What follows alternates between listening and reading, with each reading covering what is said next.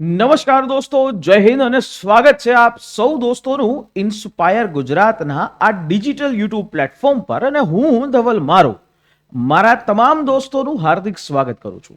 દોસ્તો, કોકરોચ જનતા પાર્ટી છેલ્લા થોડા સમયથી 2 થી 3 દિવસથી કોકરોચ જનતા પાર્ટી જે અત્યારે ટ્રેન્ડિંગમાં છે, ચર્ચામાં છે, અને ચારે બાજુએ આ કોકરોચ જનતા પાર્ટીની ચર્ચા એ થઈ રહી છે. ઇન્ટરનેટ હોય કે પછી ઘરની અંદર પણ આ કોકરોચ જનતા પાર્ટી આની ચર્ચા થઈ રહી છે. પહેલી નજરે જોવા જાવ તો આ ભારતીય જનતા પાર્ટી અને એની સામે આવી એક કોકરોચ જનતા પાર્ટી આવી હોય એવું લાગે છે, પણ હકીકત કંઈક અલગ છે.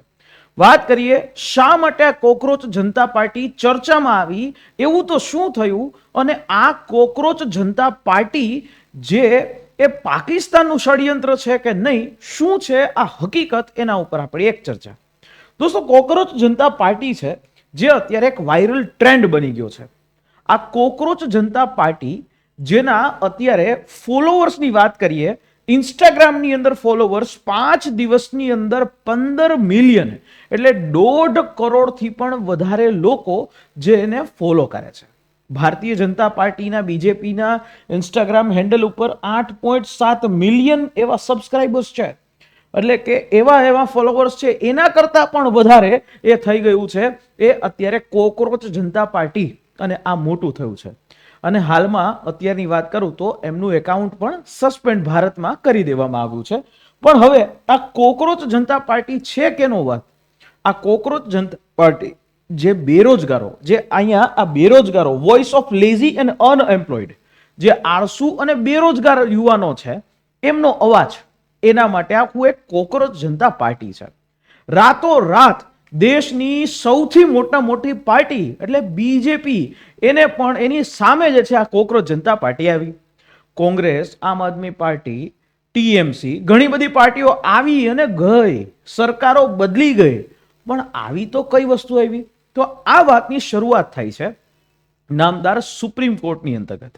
ચીફ જસ્ટિસ ઓફ ઇન્ડિયા જે સીજેઆઈ સૂર્યકાંત, અને એ સીજેઆઈ સૂર્યકાંતે એક કેસ ચાલતો હતો ઓનલાઈન, એ કેસ હતો, અને એ કેસની અંદર લોકોની વચ્ચે ઓનલાઈન જે બેરોજગાર યુવાનો છે એને કોકરોચની જેવા એ સરખાવ્યા, અને એમ કહેવામાં આવ્યું કે જે બેરોજગાર યુવાનો છે કોકરોચ જેવા છે. કાં તો એ ઇન્સ્ટાગ્રામ ઉપર રીલ્સ બનાવે, અથવા તો કાં તો એમાંથી કોઈ સોશિયલ મીડિયા ઇન્ફ્લુએન્સર બને, અને કાં તો જે છે એ લોકો આરટીઆઈ એક્ટિવિસ્ટો કરે, આરટીઆઈ એક્ટિવિસ્ટ બને, આરટીઆઈ એક્ટિવિસ્ટ બની અને પછી સિસ્ટમ ઉપર એટેક કરે, અને આવી રીતે એ કેસીસ જે છે એ વધી રહ્યા છે. આવું નામદાર સીજીઆઈ સૂર્યકાંત સર એમનું કહેવું છે. હવે વાત જ્યારે આ થઈ, અને આની સાથે દેશની અંદર એક નવો વિવાદ ચાલુ જ હતો. નીટનું જે પેપર લીક થયું, એમાં શિક્ષા મંત્રી ધર્મેન્દ્ર પ્રધાન એમના રાજીનામાની પણ વાતો ચાલતી હતી. આ બધી જ વસ્તુએ જન્મ લીધો કોકરોચ જનતા પાર્ટીનો.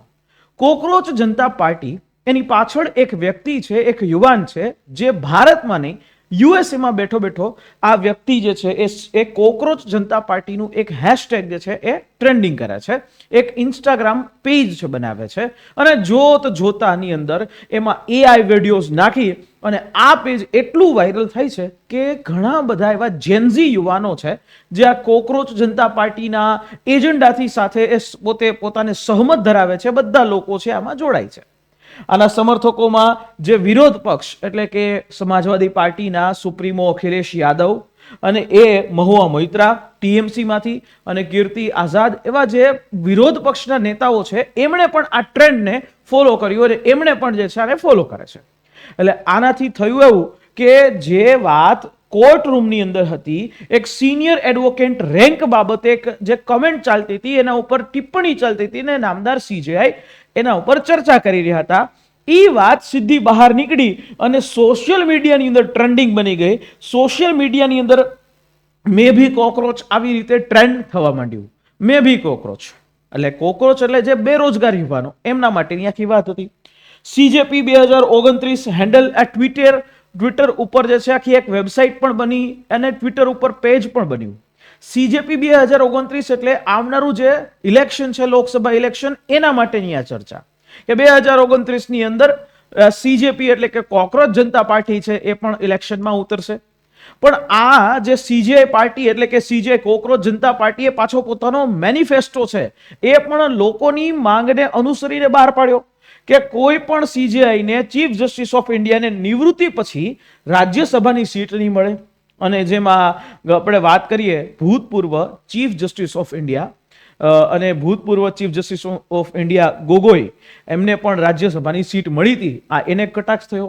સીઈસીની યુએપીએ હેઠળ ધરપકડ પણ થશે. સીજીઆઈની યુએપીએ હેઠળ પણ એને લેવામાં આવશે. અદાણી અંબાણીના ન્યૂઝ ચેનલો છે એના તમામ લાયસન્સો રદ થશે. પક્ષ પલટો કરતા જે તમામ એમપી એમએલએ એના પર પ્રતિબંધ લગાડશે. મહિલાઓને 50% અનામત. આવો તો આ જે કોકરોચ જનતા પાર્ટીએ મેનિફેસ્ટો એ બહાર પાડી દીધો અને એ ઉતરવાની તૈયારી કરવા માંડ્યા ડિજિટલી. આ બધી વસ્તુ ડિજિટલી થાય છે. આ બધી વસ્તુ ઓન પેપર જે છે ક્યાંય નથી. આ ગ્રાઉન્ડ લેવલે નથી. કોઈ પણ વસ્તુ નથી. વાસ્તવિક રીતે જોવા જાવ તો ન્યાયતંત્રની કાર્યવાહી ઉપર જે કેટલાક સવાલો છે ઉઠતા હતા એની સામે થયું. હાલમાં જે ચૂંટણી પંચ જે છે એમની કાર્યવાહી અને એના ઉપર જે રાજકીય અવિશ્વાસ છે એની લાગણી છે એને કારણે આ આખી હવા, આ આગ છે એને હવા મળી. અને મેઇન સ્ટ્રીમ મીડિયા સામે અત્યારે જે ગોદી મીડિયા કરે છે એમાં યુવાનોનો જે રોષ છે એ રોષની સામે આવો એક મેનિફેસ્ટો છે એ બહાર પડ્યો. સાથે સાથે જે આપમાંથી જે ભારતીય જનતા પાર્ટીમાં રાઘવ ચડ્ડા અને બીજા બધા નેતાઓ ગયા એની સામે પણ આવા જે સામાજિક સમાનતાનો મુદ્દો જે છે એ પણ ઉઠાવતો ગયા અને આ રીતે આખા દેશની અંદર વાયરલ થયું. હવે આ એક મુવમેન્ટ જે છે આ મુવમેન્ટની અંદર આર્ટિફિશિયલ ઇન્ટેલિજન્સ અને ખાસ ઉપયોગ થયો જેનઝીનો. જેનઝી એટલે કે વર્ષ 2000 પછી જન્મેલા એવા તમામ યુવાનોને જેનઝી કહેવાય છે અને એ જેનઝી લોકોએ ખૂબ વધારે આને શેર કર્યું. એટલે એઆઈ જનરેટેડ વિડીયોઝ છે એના ઉપર શેર કર્યું અને થીમ જે છે ઇમેજ જનરેશન થઈ અને આવી રીતે આખો પ્રોમ્પ્ટ આપી અને મોટા જે છે પોસ્ટરો બન્યા જે સોશિયલ મીડિયામાં ખૂબ ટ્રેન્ડિંગ થયા. હવે આ કોકરોચ જનતા પાર્ટી પાછળ જો કોઈ વ્યક્તિ છે એવો આ યુવાન છે. આ યુવાન એ ભૂતપૂર્વ આમ આદમી પાર્ટીના ઇલેક્શન કેમ્પેઇન સોશિયલ મીડિયા કેમ્પેઇનનો હિસ્સો પણ રહ્યો છે. એટલે આ જે અભિજીત દીપકે, આ વ્યક્તિનું નામ છે અભિજીત દીપકે, યુએસએ માંથી બેઠા એ આખું આ તૈયાર કરવામાં આવે છે. કોકરોચ જનતા પાર્ટી પીઆર માસ્ટર છે એટલે કે એ બોસ્ટન યુનિવર્સિટી અમેરિકામાં પણ ભણેલા છે. કમ્યુનિકેશન ફેલો છે અને દિલ્હી સરકારના જે ચીફ જે છે સીએમ ઓફિસ છે એના 2019 થી 2024 સુધી જ્યારે અરવિંદ કેજરીવાલ સત્તા ઉપર હતા ત્યારે એમના એક કમ્યુનિકેશન ફેલો તરીકે છે. એટલે મીડિયા આખું સંભાળતા હતા. નેશનલ સોશિયલ મીડિયા કોર્ડિનેટર તરીકે આપ પાર્ટીના પડ્યા છે. એટલે આમ જોવા જાવ તો આ જે વ્યક્તિ છે ભલે વાત કદાચ સાચી કરતા હશે પણ આ વ્યક્તિના તાર ક્યાંક ને ક્યાંક કોઈ પોલિટિકલ પાર્ટી સાથે જોડાયેલા છે. હવે આ વસ્તુ સ્ક્રિપ્ટેડ હતી કે કઈ રીતે, ક્યાંથી ખબર પડી? તો કે 13 મેના રોજ આ આખી વાત આવે. અરવિંદ કેજરીવાલની પ્રેસ કોન્ફરન્સ થાય છે જેનઝી અને આહવાન કરવામાં આવે છે કે બાંગ્લાદેશ અને નેપાળની જેમ શું આપણા યુવાનો એ રસ્તા ઉપર જે છે ન આવી શકે. આવી યુવાનો માટે ભડકાવાની શરૂઆત અહીંથી થાય છે અને ત્યારબાદ 48 કલાકની અંદર ટ્વિટર ઉપર જે કોકરોચ જનતા પાર્ટીનું એકાઉન્ટ લોન્ચ થાય છે અને આખો ટ્રેન્ડ જે છે શરૂ કરવામાં આવે છે. એટલે આ આખો જે ટ્રેન્ડ છે ક્યાંક ને ક્યાંક આમ આદમી પાર્ટી છે એમના દ્વારા શરૂ કરવામાં આવેલો હોય એવું અત્યારે લાગી રહ્યું છે. અને રિયાલિટી ચેક કરીએ તો ખૂબ જ ઓછા સમયની અંદર 15 મિલિયન ફોલોઅર્સ જે થયા. અને આ બધી વસ્તુ જ્યારે ચેક કરવામાં આવી ઘણી બધી વેબસાઇટો દ્વારા તો એમનું જે લોકેશન છે એ પાકિસ્તાન, બાંગ્લાદેશ અને તુર્કી એના આઈપી એડ્રેસીસ ટ્રેસ થયા. સાથે સાથે ઘણા એવા બોટ ફોલોવર્સ એટલે કે જેની અંદર કંઈ પોસ્ટ ન હોય, ખાલી એ ટેકનિકલી જે છે ફોલોવર્સ વધારવા માટે એ ફોલો કરવામાં આવ્યા હોય. ઘણા બધા તુર્કીના પણ ફોલોવર્સ છે. એટલે પેઇડ ફોલોવર્સ જે હોય છે પૈસા આપીને ખરીદવામાં આવે એવી રીતે આખી આ કોકરોચ જનતા પાર્ટી છે એ ઊભી થઈ હોય એવું લાગે છે. ઘણા બધા જે છે એ લોકો એ અહીંયા જ્યારે ફોલોવર્સ ચેક કરવામાં આવ્યા ત્યારે આ બધી વસ્તુઓ થઈ. પણ હવે મેઇન વસ્તુ એ છે કે અહીંયા આ બન્યું તો બન્યું કઈ રીતે? આ કોઈ ઓર્ગેનિક રીતે સ્વયંભૂ ચળવળ હતી? નહીં. આ કોઈ પાર્ટીજનિક ચળવળ હતી? કઈ રીતે? કે આ એક વેલ સ્ટ્રક્ચર અને પીઆર એજન્સી દ્વારા ડિઝાઇન કરવામાં આવેલું આખું એક પાર્ટી કેમ્પેઇન છે. 5 દિવસની અંદર 15 મિલિયનની રીચ, 15 મિલિયન ફોલોવર્સ આ બોટ્સની મદદથી શક્ય બને છે.